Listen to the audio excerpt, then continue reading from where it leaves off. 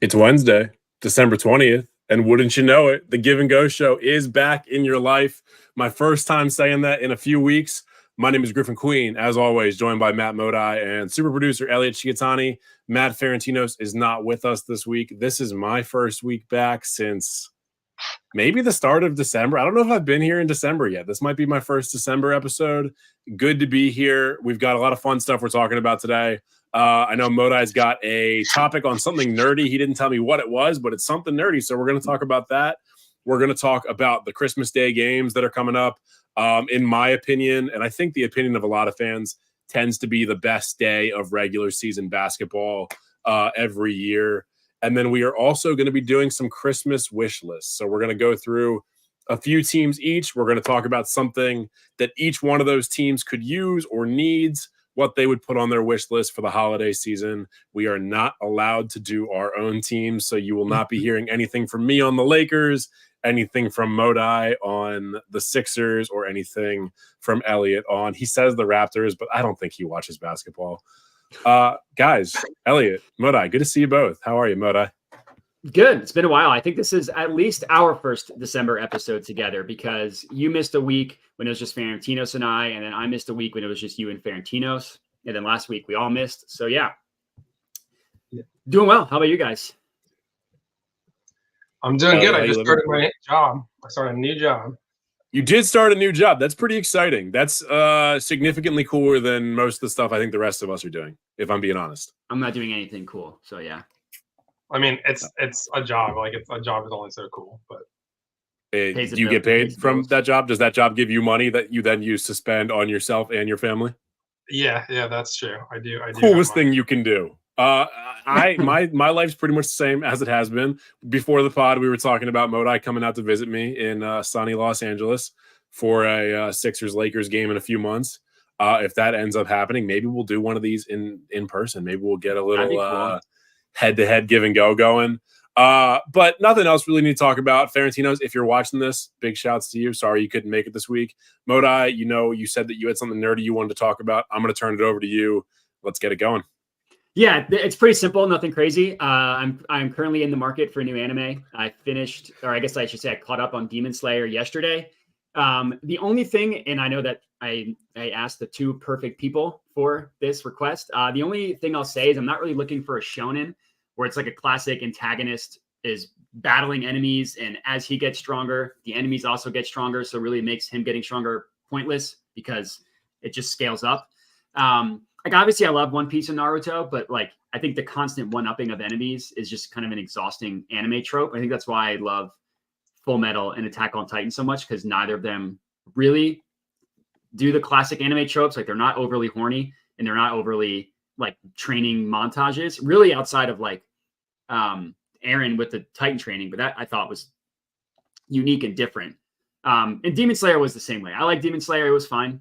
I wouldn't recommend it to anybody. If somebody said, should I watch it? I would say it's fine. That's kind of my, like, I didn't think it was bad. I don't think I disliked it as much as you do.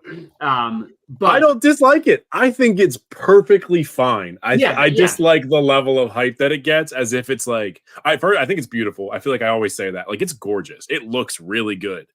It doesn't do a single original thing. And it does the stuff that everything else does fine. Like, it's the same protagonist that exists in every other shonen. Yeah. Like, I think it's a great starter show. Like, if someone says it's a great starter show, you can watch if any generation of anime that you came up in, you could see a variation of Demon Slayer, whether you watch DBZ or Bleach or Naruto or One Piece or Demon Slayer or whatever else. Like, there's always a really good entry shonen, and that's the one for the current generation. But like, that's all it is. Yeah, I think the different types of breathing, I think, is kind of cool. I'd like them to dive a little bit more into that. But other than that, it's very predictable. It's fine. It's completely fine. I didn't dislike it. Like, I kept watching it, but I was never like, I was never like, oh, holy crap, this is amazing. Like, I was never fully engaged. So yeah, in the market for a new anime. Elliott, any recommendations from you before I jump into what'll be too long of a list? I mean, based off what you said, I just restarted like trying to watch Vinland Saga. So I think you can join me in that. I've heard it's really good. Ferentinos loves That's it. really good timing, Elliot, because I was also gonna lead with Vinland Saga. Yeah, that's Julia why I had to and jump I. in for you. So I've watched season 1 of it. I haven't watched season 2. I know some of what happens, but I've tried to avoid spoilers as much as possible because this is one that I wanted her to watch. She and I started it a night or two ago, so it could be that all of us are watching Vinland Saga at the same time, and maybe we'll get a chance to talk about it. Any others outside of Vinland Saga, Elliot, that you really wanted to jump on? I have to think. You go, and I'll see if anything pops. Have you watched Outlaw Star? No, I've never heard of it. I would say about Vinland Saga, it's been recommended, and I definitely would like to watch it. I just like being able to start and finish something. Like, I don't need another show that's current going on in my life because there's too many. Sure. Of those. If you want two different shows that you might like them, you might not, that are just action packed, they're fun. They don't necessarily have a larger than life point to prove or anything like that. They're just fun shows, and I think they're both either from the 90s or early 2000s. Outlaw Star, which is like a more chaotic, more fun, less philosophical Cowboy Bebop. Like it's space pirates having a good time being space pirates. Or Black Lagoon, which is just kind of ultra violence, a lot of fun. Elliot's shaking his head at that one. Not a Black Lagoon guy, Elliot. I mean, it's fine. So like funny extra. You mentioned Black Lagoon because I was talking, just to someone that just whatever. I was talking to someone who is like a mild anime fan, but he was like said that it was his favorite, unprompted, was Full Metal Alchemist. So immediately I was like, I love you. Sure. And then he also was like, yeah, I've seen, and he named, I forget the two, but he named two that I've seen or heard of. And then he also named Black Lagoon as it's like a really popular, like, oh, everybody knows it. Like I've seen the obvious ones like Full Metal and Black Lagoon. And I was like, I've never heard of that. So that's now the second time that someone's told me about it in a 2-week span. I'd never heard of it prior. I don't know when Black Lagoon came out. I want to say early 2000s. It could have been late 90s. I feel like honestly, it's 98. I'm going to guess 98. 98. That was a really good time in anime. I'm pretty sure that was when Berserk was coming out too. So looks like the manga was 2002 and this TV if this is the same thing, TV was 2006. Oh, okay. So even more recent than I thought. Wow. Probably around the time that a lot of people started getting like Naruto and stuff. It's good. Like there's nothing about it that's like particularly memorable. It's just kind of fun. I wouldn't put it on any of my like top 10, top 20 lists, but like it's 24, 25, 26 episodes. So is Outlaw Star. It's going to end. Like you're not going to have a continuation of it at the end of it. So if you want something short and sweet, if you want something a little bit more melancholy, that's also like kind of short, very, very pretty, but it's slow and it's quiet and it's a little bit depressing. Grimgar, which is like a bunch of people get transported. Like it's an isekai. A bunch of people get transported to a random world. They don't really have any memories of their former lives. They have to become adventurers in this world. But it's like the day-to-day like drudgery of like having to kill monsters to pay your bills, having to deal with the trauma of like, I don't actually know how to fight and one of my friends just died.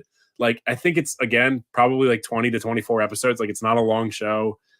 The background, like, it's beautiful. It looks gorgeous. It's got a really great soundtrack. It's a really, really good rainy day anime, if that's something that you're looking for. I know it doesn't rain absurd amount in Denver, but, that might be something you're looking for. It's a theoretical rainy day. Yeah. I will say the only time that I've been to Denver, it rained for 3 straight days. And people were like, this never happens. Yeah, it's very rare. But when it does, it'll do exactly that. So you caught a bad time. Yeah, it's a good rainy day anime. So, maybe check it out, maybe don't. I'll say the most important thing. 2 more popped into my head. Okay, let's hear it. I'm writing all these down. So I forgot about that. It was like super popular for like 2 months because it was a Netflix show, but Devilman Crybaby. It's good. Devilman Crybaby is good. Devilman Crybaby. Devilman. Okay. I was like, okay. Like it's super, like it's a tight, concise story. Like it's like 10 episodes. It has like a really interesting animation style. And like it's just like a good, solid, like effed up show. Love a good. Yeah, I was mostly just looking for something with a good story. Like I was obviously spoiled after Attack on Titan, but I went from finishing Attack on Titan to Demon Slayer, and it's just jarring the difference between the two. Which I know nothing is going to compare to the GOAT anime, but something. And then my other one, because we're on a basketball podcast, is you should at some point you have to watch Kuroko. Spell that for me. It's Curoko. Okay. No. Is that wrong? Wrong. Well, that'll get me closer. Super wrong. Kuroko. I'm not good at spelling out loud. I'll type it to you in the chat, buddy. Don't worry about it. It's Kuroko. It's good. It's like a basketball if it was the most action-packed thing that's ever existed, and if everybody had the same kind of powers as somebody in like Hunter x Hunter or Yu Yu Hakusho or something like that, but they were applied to basketball. Two shows. There's also haven't Slam watched. Dunk, which is another basketball anime that's very good, but is a lot more realistic. Yeah. The thing I like about Kuroko is that it does have sort of power scaling, but it's you're introduced to most of the powerhouse characters pretty early on, and they sort of stick around. So it's not like oh we and when you're watching Dragon Ball Z, it's oh we beat this guy and now 10 episodes later they're so outclassed you would never ever see that person again. It's oh we just barely beat one of these super good players, but it's a game of basketball. The next time they play them again, and then it's going to be a close game again, even though you've gotten better because they're high school players, so they're all getting better also. Yeah, I also haven't watched Hunter x Hunter or Yu Yu Hakusho or My Hero Academia. I think those are three that I've heard. Any thoughts on those three? I know you really like Yu Yu Hakusho. Yu Yu Hakusho is my favorite show, anime or non-anime, ever. 126, 130 episodes, something like that. Best tournament arc in anime, always worth a watch. The dub is one of the best dubs in anime history, but also particularly from that era of anime. I think most people would call it the best dub from the 90s. A lot of people got that and Cowboy Bebop, which has a lot of crossover in people doing the dubs. My Hero Academia is one that Julia and I are still watching. We're on season 6. I think the last season is coming out soon. Really good, really positive shonen. Lots of episodes, some of which are filler, but it's a good show. It's good characters. What was the other one you mentioned? Hunter x Hunter. Hunter x Hunter, same guy that did Yu Yu Hakusho. Okay. Ongoing though. Very much ongoing, has been ongoing for 20 years because he's had a ton of health issues. A lot of people think it's never going to get finished. It's very much like a Game of Thrones thing, except he legitimately can't sit down and draw anymore. It's good. People love it. I've never really connected with it the way a lot of people do, and I don't really know why. I think the main characters are kind of annoying. I think that's honestly a big part of it. But it's objectively enjoyable for a lot. It's good. It's really well done. I just don't personally like it that much, and I don't think I'm ever gonna finish it, even though it's kind of a staple of the genre. So it's been going on for 20 years, but it's not 20 seasons, I'm assuming, and it's just 10 years between. Is that I'm assuming that that's the situation? It's kind of like Full Metal Alchemist, where they had a show that went on for a little bit. They reached some point in the show where I guess they had caught up to the manga. The show ended, and then they rebooted the show. I don't know, Elliot, 10 years ago, 6 years ago. I'm not super duper familiar with it because I just have not been able to get into it. I want to say they rebooted the show in 2013, and you can fact check me on that. Okay. And it's moved further since then, and the manga has moved further since then, but he's just always on hiatus. So if you're looking for something that has an ending, don't choose that. Don't watch that. Okay. It doesn't have one, and I really don't think it's going to. Okay, that makes sense. Yeah, between One Piece and I really like Jujutsu Kaisen. I really like the first season of Chainsaw Man. I have enough that I'm gonna want to watch when they come out and stuff. And then Vinland Saga, I will watch at some point. I'm just waiting till when. But all right, this has been good information. 15 minutes of nerd talk, I think is great. More than I thought we were gonna get when you said, "Can you guys give me an anime to watch?" And we said, "Here's 17." Yeah, I guess I didn't say give me one. It was more so let's talk about new animes I should watch. I can only blame Elliott and myself. I think you did your job perfectly. You want to move on to the Christmas Day slate for the NBA? Yeah, let's do it. All right, let's do it. So December 25th, we're coming up. We got a few days to go. Starting off at noon Eastern, so 9 a.m. Pacific, we've got Bucks versus Knicks. At 2:30 Eastern, we've got Warriors Nuggets. 5 p.m. Eastern, Celtics Lakers. Obviously, the matchup that I am most excited for. 8 p.m. Eastern, we got Sixers Heat, and then we are finishing the night out at 10:30 Eastern with Mavericks Suns. Let's just start at the top. Bucks Knicks. I want to hear both your picks, starting with Modai, and if you have any thoughts on the matchup.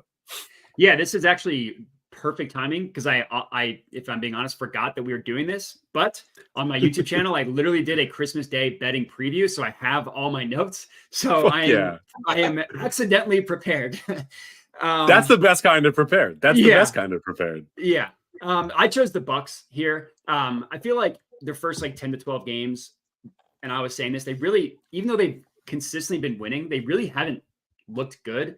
And defensively, they consistently also still don't look good, but they're up to 21st when they were previously 25th, 26th in defensive net rating. So they're moving a little bit. They're moved up to 7th overall after most of the season being either average or below average. Someone that I follow on Twitter, his favorite thing was to look at teams that had a better net rating than the Bucks. And it was the Bulls and it was all these bad teams. That's not the case anymore. They're 27th. They're second in the East. The Knicks, I think generally are a team that can cause Giannis problems, but not without Mitchell Robinson. And now Jericho Sims is out. He's just going to put that entire team either in the basket or in foul trouble and then in the basket. So the Bucks, I think, are 3.5, 4.5 point favorites, something like that. I like the Bucks to win and cover in this one. Elliot? Yeah, I mean, I'm the biggest Knicks hater, for years and years and years. I feel like they're just always overperforming. I don't think Julius You mean the Randle biggest Knicks hater outside of Knicks fans, right? Yeah. No, not. I just I never think about them, and I always look at the standings, and I'm like, oh, they're way higher than they ever should be. They're a sneaky 5 seed, more than you would think based on how we talk about them. 14-10 or 14-11. It's not like they're the most impressive 5 seed in the world. Yeah, the 15-11. Yeah, 15-11. Yeah. And I just mean generally, they just come in as a 5 seed sometimes. We're always oh, the Heat didn't live up to expectations, and the Knicks have 3 more wins than them half the time. Yeah. But we don't trust them because they're the Knicks. And we know the ceiling. A Tibbs coach team, we know the ceiling of what that's going to be. You're also in on the Bucks, Elliot? Yeah, I mean, I think the Bucks, I think, are gonna struggle playoff time. I think is what I'm predicting. I think regular season they're just gonna coast. They don't really care. Giannis can do whatever he wants. Modai was saying. We'll see. Their team's just getting old now. Other than Giannis, so we'll see what they can do come playoff time. But I think in the regular season, I think they're fine against a crappy Knicks team. Yeah, again, we're saying crappy Knicks team. They're a good team, but it's fine. I'm with you guys. I think the Bucks are probably going to roll in this one. I kind of like how we talk about the Knicks. I think it's interesting the way that we talk about the Bucks, where they have the 3rd best record in basketball and the 2nd best record in the East. And we're yeah, they're okay. They don't honestly look that great. They're still on a 5-game win streak. They've still won 8 of their last 10. Giannis looks, I think, as good as he's looked since 2021, probably. But I still have a lot of questions about this team. But to the point you made about Mitchell Robinson, they don't have Isaiah Hartenstein's good, but Mitchell Robinson is such a massive part of this team and such a massive part of their ability to potentially even slow down the Bucks that without him, and he's gone for the next, I think, 8 to 10 weeks. Yeah, it's a long time. Yeah, not great for my fantasy team. I'll say that. With him gone, I don't see them doing particularly great against a Bucks team that wants to live inside. Maybe we'll see another Bobby Portis game where he goes 8 of 9 from 3 or something like that. I'm also I think I'm taking the Bucks to cover as well. I don't think this is going to be particularly close. Yeah, that's how I feel. All right, Warriors Nuggets, 2:30 Eastern. The Nuggets obviously coming off a title. The Warriors Coming off a win over the Celtics. That's my two things for them. Modi, once again, we will start with you, and we will start with you on all of these because I love to hear your voice, and you're more prepared than the rest of us. That's very nice of you. Thank you. It's another situation. I'm on the favorite here. I'm on the Nuggets. I feel like nobody really cares because we all know what they're going to be, but they haven't been that impressive since the beginning of the season when Jokic came out absolutely gangbusters and they looked incredible. Like their first loss was like 10 days into the season to the Timberwolves. They're 18-10 and they're the second seed in the West. So it's not like they're terrible, but 6th in net rating. They're behind the Clippers, who have been on fire recently. Thank God the Clippers don't play on Christmas because I'd have to talk about them. I've been avoiding that topic for as long as possible. They're 7th on offense, which is not good. For the Nuggets, that's not good because Jokic is the best offensive player in the league. A lot of that, I would guess, has to do with health for Jamal Murray, who's been in and out of the lineup, and Jokic just seems like he's at that part in the season where he's so good that he's bored because he really hasn't been playing that well for his standards recently. And they're 10th on defense, but I'm not a believer in this Warriors team. I was heading into the season. I thought they had one last revenge year in them. Turns out it's Draymond's revenge season, but physically revenging everybody on the court and not actually playing basketball. And no Draymond hurts defensively against Jokic. So I'm just even though they beat the Celtics, I'm totally out on this Warriors team. So give me the Nuggets to win and cover. What's the line on this one? They were like, go ahead. It's 5.5 according to ESPN. Only 5.5. I mean, like the war. Obviously Curry's going to try and go for 50, but I would be so heavily in on the Nuggets in this one.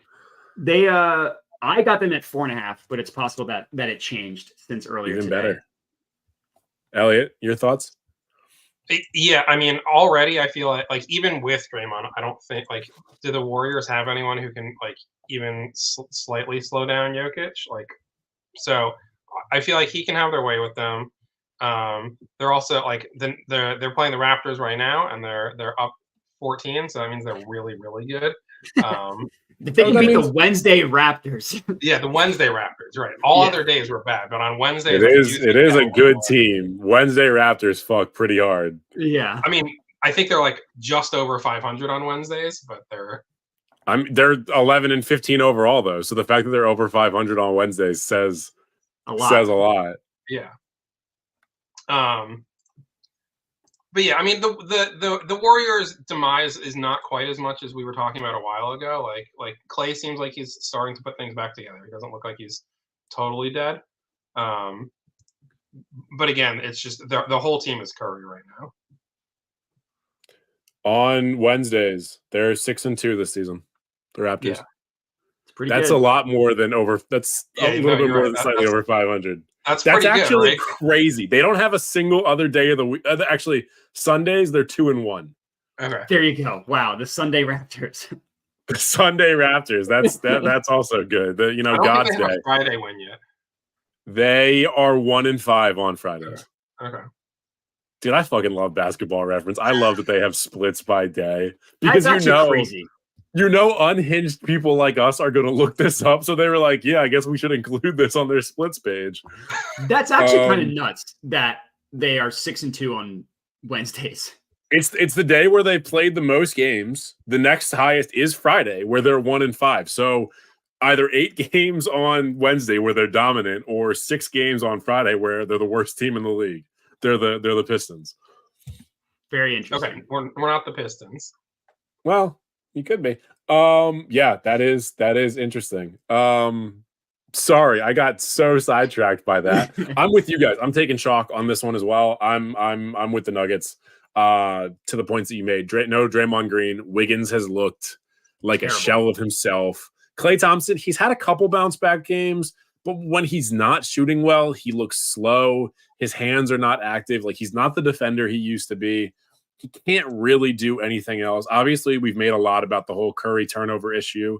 He's been getting it under control a little bit, and he has been making better passes and better reads recently. His shooting has remained good, but the team as a whole is they're not well built. They weren't able to manage this 2 timelines thing, and it kind of honestly, 3 or 4 years ago, they should have traded everybody that they expected to be part of that second timeline to just extend the first timeline. Obviously, this is hindsight. There's no way to know ahead of time. at the time, everybody was saying they were geniuses for doing what they were doing, but it's a dismal failure. It hasn't worked, and I have no faith in this Warriors team. When you draft James Wiseman second overall, you lose all credibility because that was dumb when it happened. I thought that was dumb when it happened. I thought they should have drafted LaMelo. And then they passed the next draft. They passed on Halliburton twice. That hurts. Yeah, it does. I mean, it's a team that got a little bit too high on their own farts, and they thought that they were smarter than everybody else. And like everybody says every single year, pick best player available. Do not pick for fit, because even if the fit doesn't work, you can then trade them for more guys that are going to fit. Good, or just like talent figures itself out. That's kind of how I feel. It does. Yeah, if this team had Halliburton, like, yeah, the offense would be as garbage, or the defense would be as garbage as it is, but they would probably have like 4 losses this season because he would have developed great next to Stephen, Clay, and Draymond.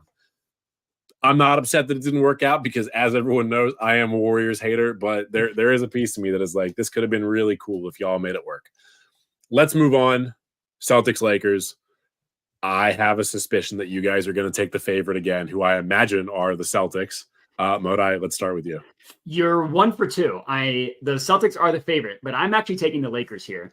He's still my beating heart. All right. So I hadn't looked a ton into like the splits for the Celtics, but they're 14-0 at home with the best net rating by a mile. They're 6-6 on the road in terms of net rating. They're basically neutral. They're like slightly positive away. I mean, this pained me on Twitter a couple of weeks ago. It's like the Celtics were voted the best home venue, and then I responded like, "Oh, having the most racist fans." Somehow the Celtics fans didn't appreciate that. I don't understand why. A lot of them were saying mean things about the Sixers, which was unnecessary and unrelated to the point I was making. Regardless, they're not a good team on the road. Obviously, they're an incredible team, but they just can't quite play as well on the road. The Lakers are significantly better at home than they are on the road. They're 5-9 with the 6th worst net rating in the NBA on the road. At home, they're plus 8.6 in terms of net rating. On the road, they're minus 7.6. That's like the equivalent of being the process Sixers and the 73 Warriors. That's that massive gap between bad and good. So I have the Lakers on this one. Why is the line how is the line for the Lakers Celtics the same as the line for the Warriors Nuggets? Like, it's a good question. I think people in that the Celtics are highly favored. Yeah. Lakers are inconsistent. They've had, their best wing defenders in and out of the lineups with injuries. Obviously there's a lot of questions about like how long both Rui and D'Lo are going to be on the team. So there's some, turmoil in the locker room a little bit. Darvin Ham's a bad coach. And I don't think Joe Mazzulla is the greatest coach in the world. Darvin Ham, a.k.a. Darvin Hamas, is significantly worse. Pockets the clown, they call him. Yeah, I don't know. I feel like the Nuggets is going to be a blowout. And, I feel like the Lakers – I would take the Lakers line here. I don't know if I'm going to pick them to win it. So I will say both Celtics and Lakers are better than they were last year, in my opinion. And both Celtics-Lakers games went to OT last year. Celtics won both of them by, I think, 3, 4, or 5 points. The games could not have been closer between the two of them. And I think most people would say that last year's Celtics team was significantly better than last year's Lakers team. This year, I do think it's a little bit more even, as good as the Celtics are, just because Anthony Davis is playing out of his fucking mind right now. LeBron James looks healthy. Austin Reeves has rounded into form. They are a better team than they were the first time they took each other on last year. But all that being said, I still understand the Celtics being the favorite because they have looked like just a machine of death so far this season. So you taking the Celtics? You taking the Lakers? I'm taking Lakers +5 or plus 4.5. So are you looking at ESPN is where you're getting those odds from? Because it's not like I'm seeing the Lakers are 1.5 to 2 point underdogs. Oh, okay. Yeah, then these lines are shitty. So ESPN is maybe that's the opening line, or maybe that's their stupid ass sports book. Yeah, it's not even. I don't think their sportsbook even has odds out yet, so I don't even know where they're. I don't know where they're pulling them from. They're not accurate. It says odds at ESPN Bet. They don't currently have odds out for Christmas. This is neither here nor there. Okay. Yeah. Okay. I'm taking the Lakers to keep it short. There's absolutely no chance, even if I thought the Celtics were going to win, which I don't, that I would take the Celtics in this matchup. But I also don't think they're going to win. Obviously their wings are significantly better than the Lakers' wings, and their guard play is better than the Lakers' wings. But they have no one who can even remotely slow down Anthony Davis. And if he continues to play the way that he has been playing and the team gets up for this game, which is a struggle that they have had getting up for other opponents, I mean, it's going to be a banger-ass game. I'm taking the Lakers to win inside. I hope they don't turn it into a 3-point contest, because that is how the Lakers will get the shit kicked out of them. They're not a good 3-point shooting team. But I think that they will try and play this the way that they played the Pacers, and they're just going to bang down low the entire game, because this is a meaningful one. They just need to treat it like it's an in-season tournament game, and they're going to win by a million. Yeah, or a playoff game. Casual reminder that they went to the Western Conference Finals. Well, that happened last year. This year they're a better team. But they haven't made the playoffs yet. That's true. They have not made the playoffs. Yeah. They only won the semi-playoffs, the half a banner. Let's move on. 76ers Heat, obviously one that is a little close for you, Modai. Again, let's start with you. What are your thoughts on Sixers Heat? Are you going to go with your hometown favorites? Are you from Philly? No, not really. My family. I tell people yes, because it's not worth the conversation of being like, well, yes, I'm not, but my family is. Sure. I just say yes. Yeah. You can call me a homer. I'm taking the Sixers on this one. It's not the playoffs yet, so they're not going to quite choke like they would. They literally have the best net rating in the NBA. Part of that is they got fat off of beating the Pistons twice, beating the Hornets, and beating the Wizards twice. To be fair, they literally set the record for best point differential in a 5-game span. So teams I'm like you can only play who's in front of you. Yeah, exactly. And like, not only did they win, they won by 40 every single game. Yeah. They literally this is not the first easy 5-game stretch in NBA history, and they literally set the record for point differential in a 5-game stretch. So it's a little one of those Wizards games. I think the Sixers were only up by like 24, and Embiid sat, and the bench was like, "Hold our fucking bags," and they put it up like another 20 points. I think it ended up being like a 44-point win or something like that. Like the bench was beating up on the Wizards. Yeah, the team's good. It's a good team, and the Heat are finally healthy. Like we haven't really seen the Heat this year, because at the beginning of the year, was it Caleb Martin was hurt, and then Bam and Tyler Hero got hurt. They're both back, and I just checked that right now they're smashing the Magic, who are a little bit coming back down to earth. But I just think that the Sixers are the better team, and I'm not scared off by the fact that they're playing in Miami, because the Sixers have the best road net rating currently in the NBA right now. It's not like previous years where they couldn't play well outside of Philly. So the Sixers, I think they're like 2.5, 3-point favorites. Actually, it's down to 1-point favorite. But yeah, give me the Sixers in this one. Actually, no, the Heat are now favored. Sorry, the Heat are favored. Interesting. I mean, I guess, road game. I get it. And I think I could be wrong about this. I think the Sixers have played more games than them. They're 18-8. I don't know about the Heat. 15-12. Someone do the math. Just one more game. Yeah, not anything that's worth. There's like, it's starting to catch up, but there was a point where the Nuggets and the Lakers, I think those two teams specifically, because they started the season, had played like 6 more games than the Rockets, not even counting the in-season tournament for the Lakers and the Pacers. But they're starting to align a little bit.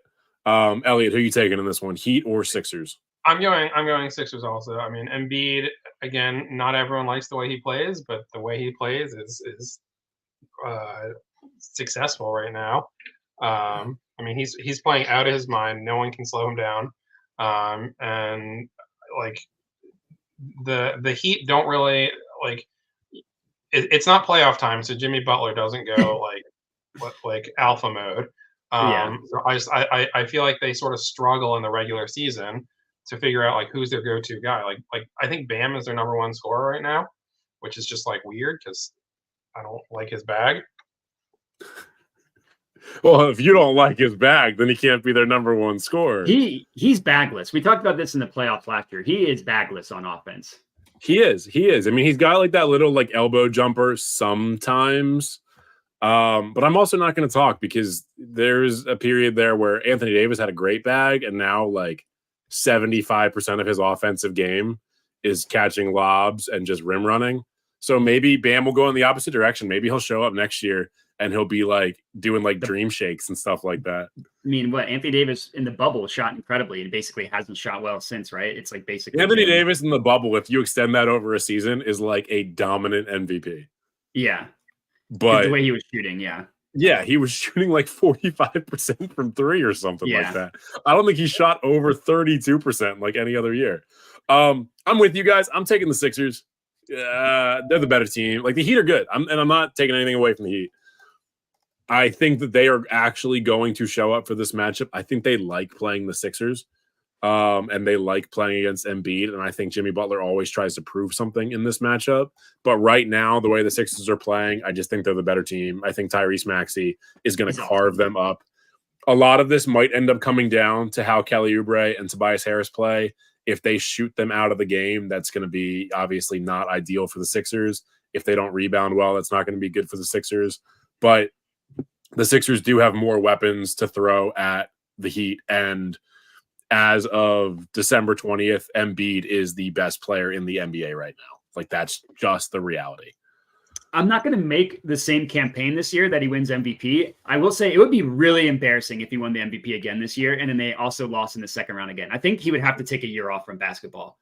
That would be very embarrassing.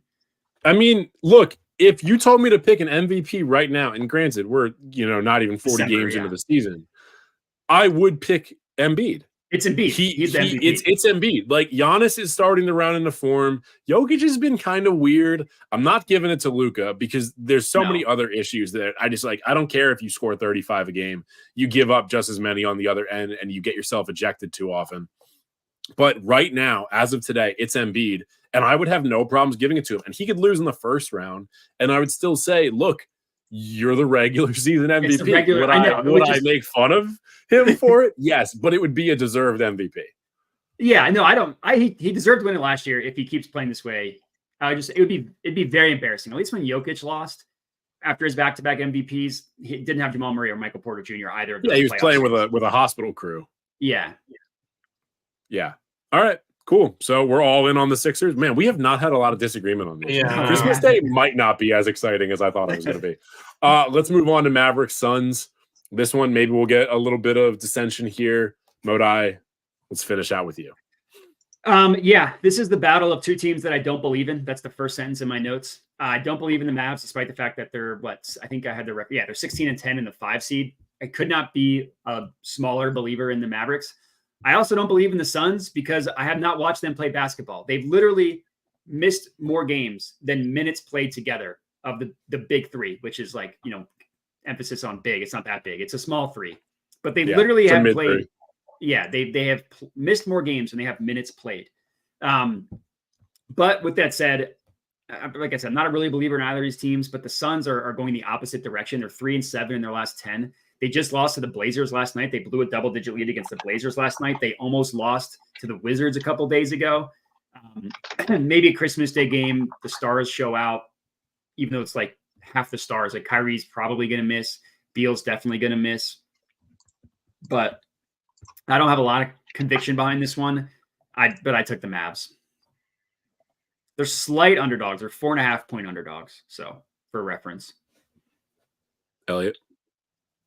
I'm gonna go with the Suns here, just to be different. I mean, again, this game could go either way.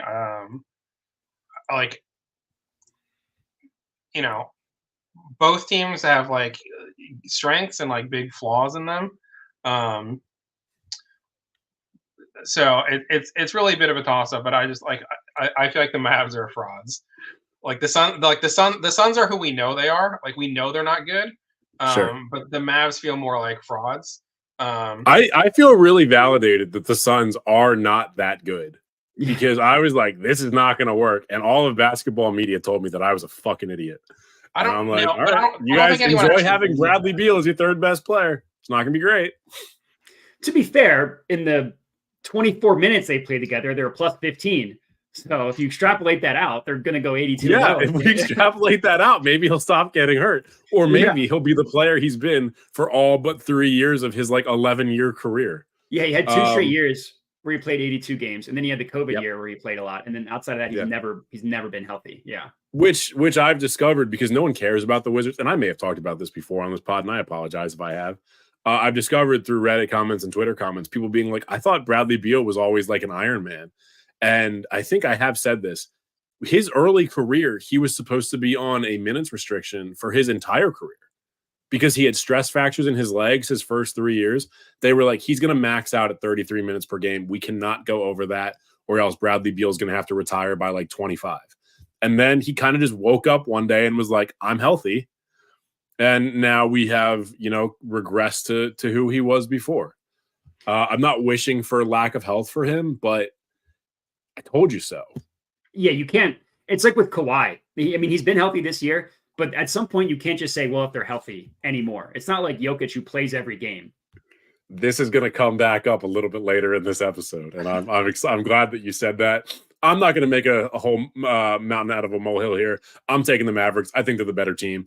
I don't think they're a great team, but they are a good team. And the Suns are just not impressive to me. Obviously, Kevin Durant could go for 40. Devin Booker could go for 40. Nurkic could go for, 20, 10, and 12. All of those things could happen, and the Suns could still lose because they are not a particularly well-built team. They give up too many points, and I think the Mavericks are better than them. I agree. All right. Let's move on. Elliot, this is something that you introduced to us. This was the Christmas list for each NBA team. We were not allowed to pick our own teams. I will let you take it from here. Introduce this one for us. All right. So this is just, picking some teams. We didn't assign teams. Are we doing every team? No, it's 3. we're doing 3 each. Okay. Off but to we the didn't races. coordinate, there could be overlap, right? Because we didn't coordinate. Yeah, this, who or could- yeah. you Yes. just on Discord when Yes. I wasn't paying attention. Okay. So you're picking like what this team is wishing for Christmas. Something that obviously some teams are going to be wishing for a championship maybe. Some teams are not going to be wishing for a championship because Santa only has so much magic in him. Can we say really quickly that if your pick was for them to wish for a championship, I already think it's that's stupid. That's dumb. I also thought that this was our wish list for other teams, not the team's wish list. So, Well, So we might mine have different answers. Mine kind of it's like check listening. both boxes. Yeah. Yeah, All right. only really one of mine is probably what the team would also wish for. Okay. But we can. Elliot, since this is your topic, why don't you get us started? Yeah, I like that because we were just talking about MVP. So thinking about anyone else who could be MVP. If you say Scotty Barnes, I'm going to lose my shit. We said we couldn't keep. I know what we said, but you also didn't know how many teams we were doing, so I don't know how much you pay attention. No, next year. Okay. But I think there's one other guy in the league who could win MVP this year, and I think that is that the Oklahoma City Thunder are wishing for Shai Gilgeous to win MVP. He's averaging 30 points a game. What? Nothing. I saw a really funny meme that was a thought bubble that connected both Josh Giddey and Anthony Edwards, and it said "fuck kids," which is just good comedy. Oh, that's good content. I mean, look, dude, the internet's undefeated. Like, don't do things in the world if you don't want people to make memes. Like, go live in a mountain cabin somewhere. Oh, so good. Anyways, that is good. Elliot, we apologize. Yeah. I feel like he's averaging 30 points a game, almost 3 steals a game. If the Thunder can pick up the pace a tiny bit, finish with the 1 seed, or they're the 2 seed right now. But I feel like other than Embiid, I feel like he's up there, and I don't know how much people are talking about him getting it, but I think that would be really cool for the Thunder because they deserve an MVP. Yeah, that was my question. They haven't had enough MVPs in the past 15 years. They deserve one right now. All right. They deserve one that actually plays for their team while they win it outside of Russ. Yeah. Kevin Durant. Was he? Oh yeah, that was. Some reason I thought he won it outside of left though. The Thunder. Yeah. Yeah, but he was still on the team when he won it. Yeah, you the real MVP. I don't know. I totally blanked that from my memory. No, it's all right. Go ahead. No, I mean, I love the Thunder. I would, despite the fact that they're the third seed in the West and they're on a pace to win like 66 games, I would buy Thunder stock. I think that went right in line with what we were doing in the NBA stock report. So I agree with you. I love the Thunder. Yeah, I mean, look, if they stay in this position in the West, or even just like overall rankings, I think they're the fourth or fifth best record, and Shea continues to average like 30 a game. There's absolutely no reason why he should not be in the running for MVP. Also, shout out to Andrew in the chat. Merry Christmas to you as well, buddy. Wanted to make sure I caught that while you were here. I like the Thunder as a pick for an MVP. I think there's going to be a little bit of a knock against them. Like everyone's so high on how well built the team is, which is kind of an unfair criticism of a dude who's going for MVP. It's like, yeah, they kind of need to have a good team to win MVP because you've got to be like a top 4 seed with the exception of a couple years. But I mean, if Shea keeps doing what he's doing, he's going to be like a top 4, top 5 guy. He's going to get votes, I think. So as of right now, Embiid's the favorite. Then it goes Jokic, Doncic, and then SGA. Okay. Wow. Before Giannis. Interesting. Giannis is after him, yeah. And then it goes Tatum, and then is Booker, and then AD is like 10 or something like that. And then it goes Halliburton, Durant, Fox, Booker, Curry. AD is below Anthony Edwards. Oh, okay. AD and LeBron are actually tied. Yeah, I mean that's the problem. That's fun. I enjoy that they're tied. I'm cool with that. Yeah, that's cool with neither of them winning MVP if we get our 18th title before the Celtics do.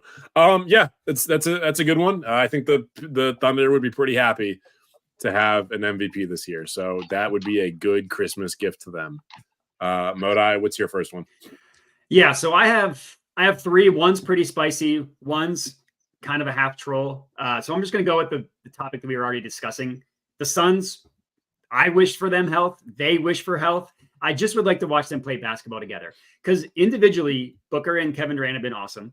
When they play together, the team's been awesome. When one of them is on the court, the team is awesome. The problem is nobody plays. And when 0 of them 3 are on the court, they're terrible. And that's why they have a 14-13 record, wherever they are. That's why they've lost 3 of the last 7 games. Somehow, Kevin Durant is the Iron Man on the roster. He's looking at them like, can you guys play a little bit more?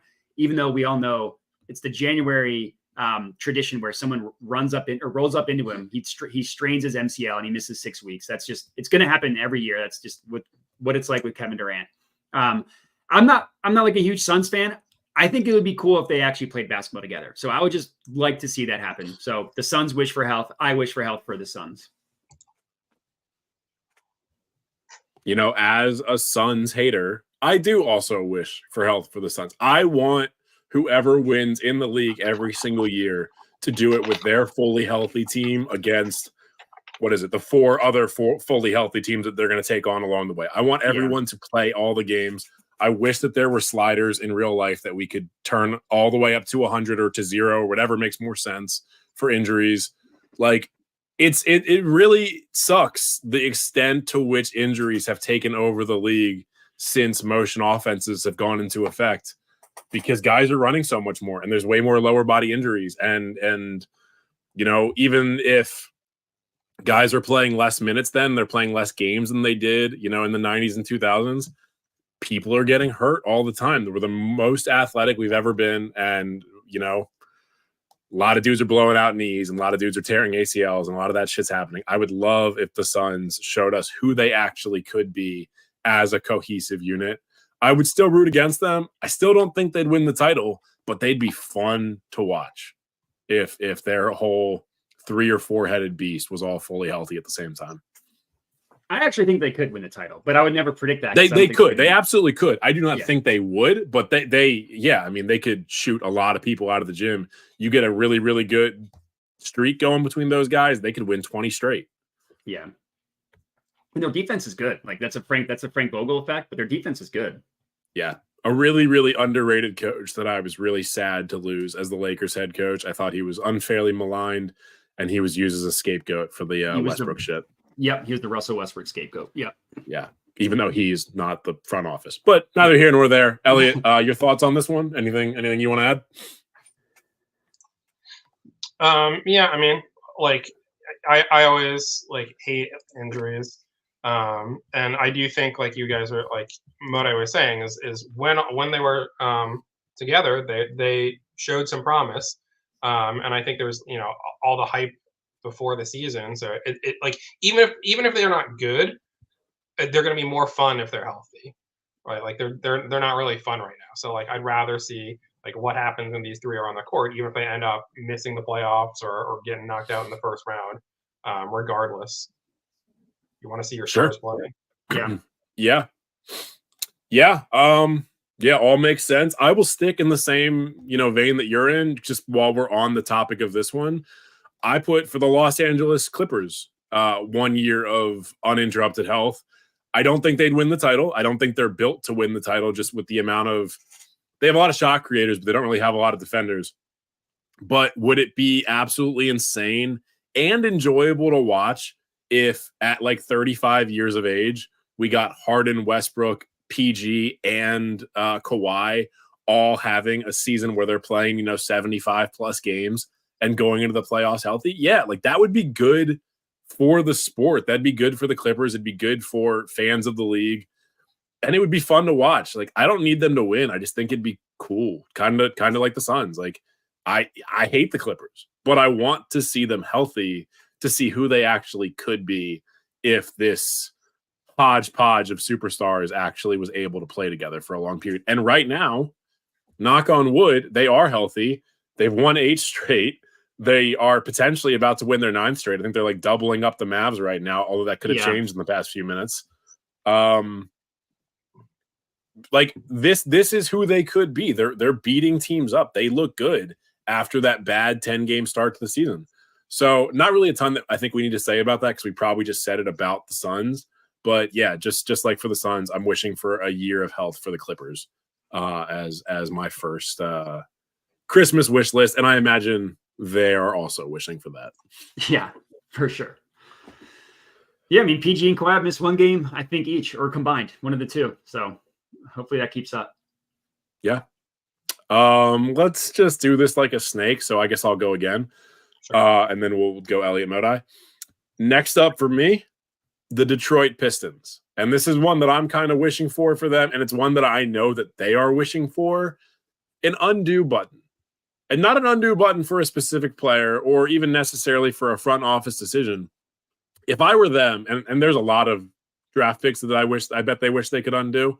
A lot of decisions that I think they could undo. But if they could just use this one time, they would probably not give Monty Williams a between 6 and 8 year contract that's between $80 and $100 million when he very clearly didn't want to coach anymore after leaving the Suns. He wanted to take time off.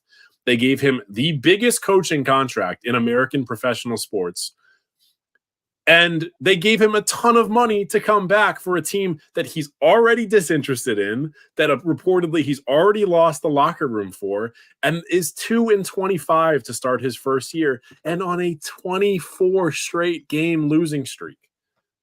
If you're the Pistons, getting rid of that contract is the only thing you're thinking about right now, but there's no way to do it because coaches' contracts are guaranteed.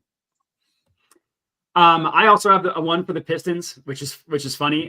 This is my spicy one, and we can kind of talk about them hand in hand. I legitimately think the Pistons should trade for Zach LaVine. I seriously believe that. Also, that comment from Andrew is hilarious. There's only one son. That's good. That's good stuff.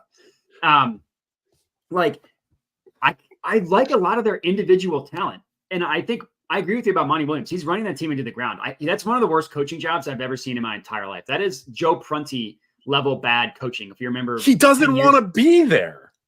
But yeah, he's like not starting, or he's like Jaden Ivey and Marcus Sasser are 2 legitimately good young players who he just decided to stop playing.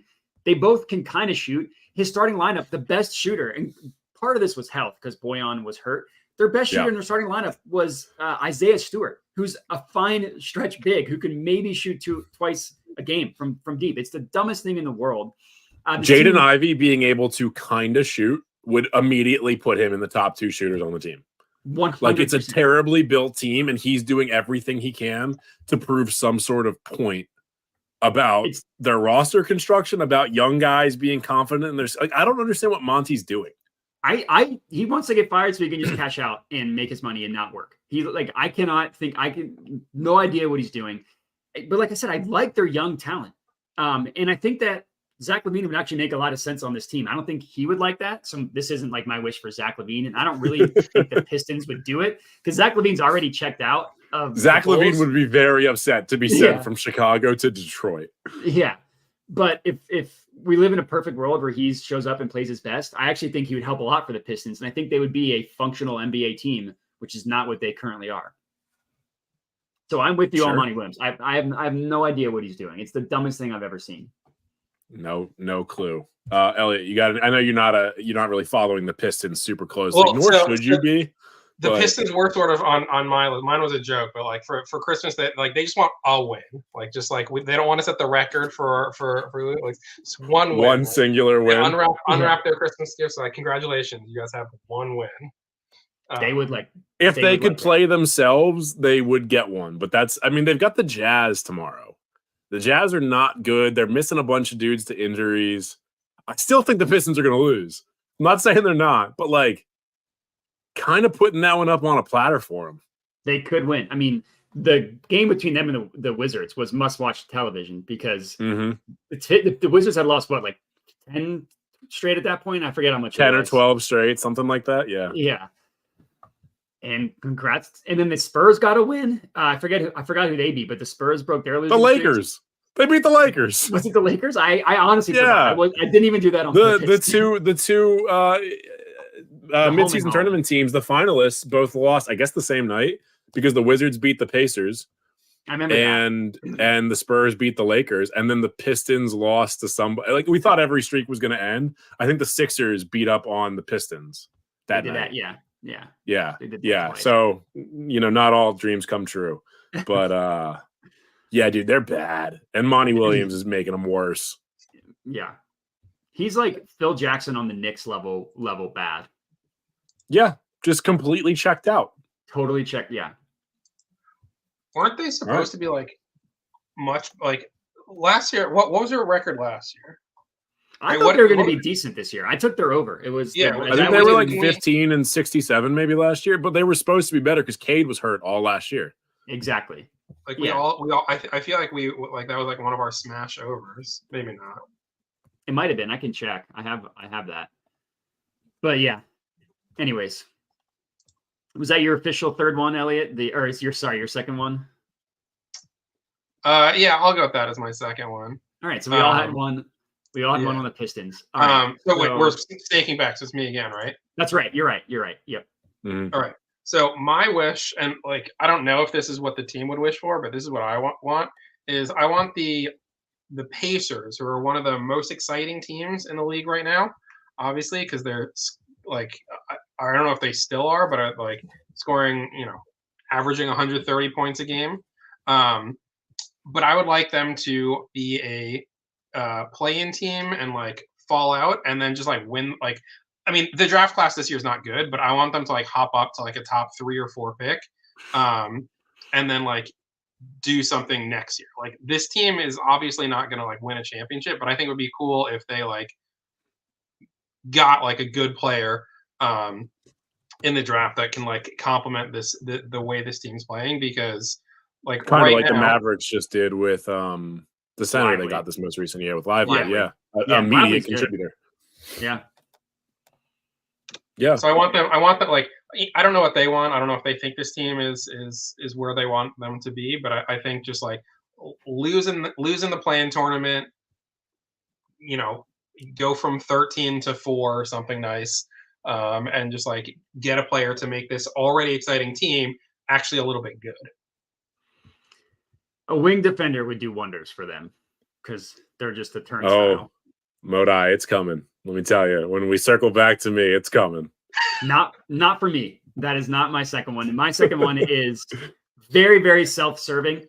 For the Boston Celtics, I just wish pain. I wish their fans I wish their We're fans talking stubbed about their- health and everything, and you're like, I want that franchise to cease to exist. Yeah. If somehow a sinkhole happened and the TD Garden was vanquished from the earth, nobody would miss it outside of people in Boston, but who cares? So I actually have a serious basketball take about it, but that's my title is I wish for pain. I don't want anybody to seriously get hurt, just to maybe a minor inconvenience. They stub their pinky toe once a day, which is the most painful thing to happen to a human being. That's what I would like, because I think that they're the best team in the NBA. I think they're top 6, and everybody says they're top 6. There is not a single weakness in their top 6. They can rotate. Andrew's right. They can rotate 1 through their top 6, and they can both play offense and they can both play defense. It's not like last year where Robert Williams was really important, negative offensive player. Marcus Smart, really good on defense, will shoot them out of games. They replace them with Kristaps Porzingis, who's awesome, who's not quite as bad of a perimeter defender as he was when he was not really healthy on the Mavericks. He's a very good rim defender, and he's fine on the perimeter. And Drew Holiday is a major upgrade over Marcus Smart. He is legitimately the idea of what Marcus Smart is. Drew Holiday is what people think Marcus Smart is. It's who Marcus Smart also thinks he is. He thinks that he's Drew Holiday. Yeah. I still think that I still have some concerns about their offense in crunch time. Like, it becomes hero ball with Tatum and Brown, and it's exactly why they lost to the Celtics. And they still are missing just a professional. The Warriors. Yeah. They still are just missing like a professional point guard just to get them in the sets and just to run offense. Because at the end of games, Jaylen Brown and Jason Tatum fall in love with the really, really difficult jump shot. And when it works, it's beautiful. When it doesn't, they lose and they blow a lead to the Warriors. So I actually think the Celtics are the best team in the NBA. I'm very concerned that they're going to win the title. So I just want pain to happen to them and everybody around them. I get that. It brings me a lot of joy that at least Tatum, I don't know about Brown, but at least Tatum's favorite player, obviously Kobe Bryant. And he tries so hard to like imitate the Kobe Bryant style of basketball that trying to be Kobe is potentially the thing that is preventing the Celtics from winning titles. Like that, like Kobe deceased is still preventing the Celtics from winning titles. I love that. And he loves 24 Kobe. He forgot that 8 Kobe existed for who was jumping out of the fucking gym and shooting a ton of free throws and was bodying people. Exactly. It's like it's so frustrating, even though it's not, because I hate the Celtics. It's just frustrating for someone who likes basketball how he falls in love with the step back and the sidestep and the mid range. It's like, dude, go to the rim. But if you actually made it a point to go to the rim, nobody could stop you. Yeah. When he had the 50-point closeout game against the Sixers, it was all from the playoffs, and everyone was like, Jason Tatum has arrived. This is who he is. I was like, he's going to put up like 17 in the next 2 games. Like he is incredible. And I'm not going to take anything away from him. The dude's been a top 10 player since he was like 21 years old, but he falls in love with bad decisions. And it makes me laugh so hard that his decision-making is the thing that continues to prevent the Celtics from winning a title. And Jaylen Brown is a Diet Coke version of Jason Tatum, who's not as good at any of that stuff, who thinks he's better than Jason Tatum. Like, I love it. I love so much that the two of them cannot get out of their own way. And my hope, like you said, to pain, is that Kristaps Porzingis is not the secret sauce that gets them over that hump, or that Drew Holiday is not the secret sauce that gets them over that hump. I think Modai may have frozen.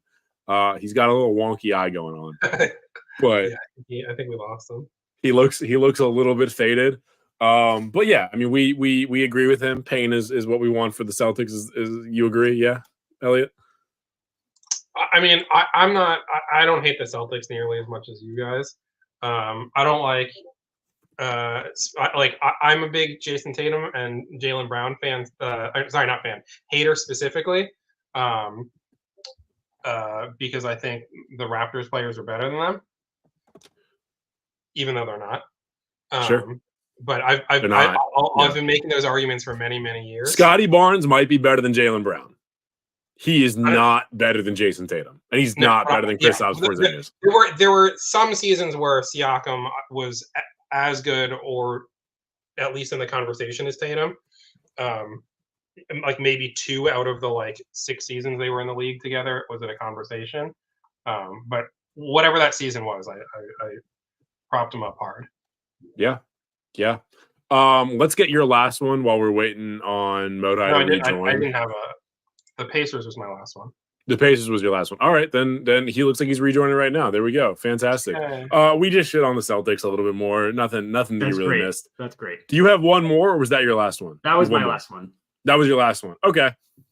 You kind of spoiled my last one a little bit, but it was also the Pacers, and it was for them to get a preeminent 3-and-D player specifically to take Buddy Hield's place on the roster, because Halliburton, really, really good, really incredible.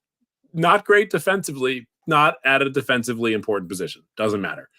Bruce Brown, pretty good at everything, not great at anything. Plays good defense, Swiss Army knife. Obi Toppin, he's fine. I think he's probably going to be there for the future. He's not like setting the world ablaze, but he's a good player. Miles Turner, good player, good at defense, a good defender against probably 75% of the league. Not named Jokic, Embiid, Bam, Giannis, Anthony Davis. Like, it's okay if you can't defend those guys. You can defend most people. Buddy Hield, however, bad basketball player. A shooter who doesn't shoot good. Like, all he is paid to do is shoot the ball, and he's not that good at it. And he costs a lot of money, and he doesn't play defense at a really, really important. And I think Modai's going to look this up. He's probably like a 37.5% three-point shooter. I was just going to say, is he actually not? I thought he was 30. That's exactly what he is. 37.5. That's pretty good. I promise you, I did not have that up on my screen. No, like he is pretty good, but then it's 37.5 because obviously these are averages. It's not a consistent 37.5. He'll give you a game where he goes 4 of 7, and then he'll give you a game where he goes 2 of 9, and they'll lose that game that's 2 of 9. And you cannot have a dude who is so up or down like that as one of your starting 5 when you're trying to be a genuine contender. And I genuinely believe that he is the thing that keeps them from being a genuine contender. His defense is atrocious. It's some of the worst I've ever seen. They need to move off of him. If I'm the Pacers, I'm doing everything I can to either move him or to not re-sign him. I don't know how much longer he has on his deal. I think this might be the last year.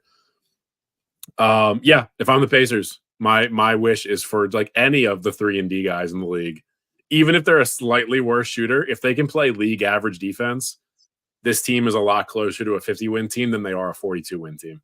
Just imagine swapping him in like Mikal Bridges, or like the preeminent 3-and-D guy.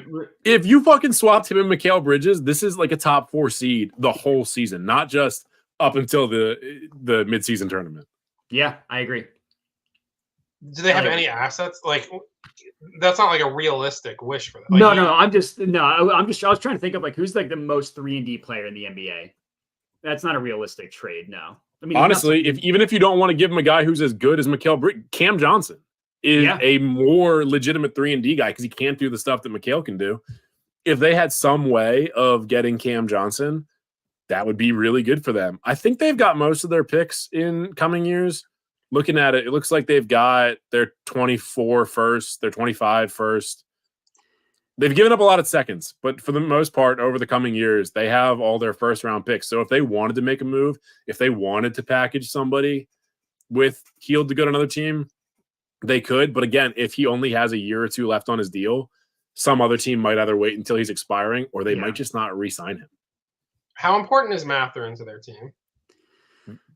For the future, pretty important. Yeah, I mean, he's very, very good, and he's getting better. Right now, though. He's their best bench player. I'll give them OG for Mathurin. I don't think they would do that because OG's going to leave in a year at the end of this year. Yeah, 1 year of OG for Mathurin. I don't think they would do that either. Yeah, I guess that's true. I forgot he it's a year of OG and a year where you already know you're not going to win a title this year, and then immediately this guy wants $200 million. I'm just saying that's what I'm willing to offer. Sure, that's nice of you. It is really kind of you to offer that to them. I'll get in touch with the Pacers on your behalf. We'll see what we can make happen. Get Masai on the line. I don't know. Maybe Masai wants them to throw in 3 firsts. So then, look, if this ends up happening, I'm going to feel really embarrassed that isn't the deal that they end up making happen. I think the Pacers can probably look elsewhere. They've probably got guys that they have their eyes set on, but they'll wait till next year because they know that they're not a genuine contender this year. Maybe Alex Caruso. He'd be good on the Pacers. They would have to trade for him, but yeah, because I know that the Bulls are shopping him. Year. Yeah, the Bulls are shopping him. Yeah. Yeah. Cool. All right. Paying for fantastic. Yeah, Christmas list for everybody. Paying for the Celtics. That's something that we can all root for this holiday season. Andrew, I don't know if you're still here, but I imagine you are rooting for it as well. If you are still watching the pod or listening to us on Spotify or Apple Podcasts, like, follow, comment, subscribe, do any of the things. And anything else you guys want to touch on before we get out of here? I hope you guys have a good holiday season. I assume happy we're off belated Hanukkah, Griffin. Do you guys have a game coming up soon? Bills, Eagles? No, they already played. We played. They already played. Yeah, all right. Won, well, I think. Then no beef in the chats. That's great. Thank you for the happy Hanukkah. Merry Christmas to you, gentlemen. Elliott, half Merry Christmas to you. And we will see you all next week. I got 0 Hanukkah gifts. Not a single person got me a Hanukkah gift. So I'm fingers crossed for Christmas. I did not get you anything. I meant from people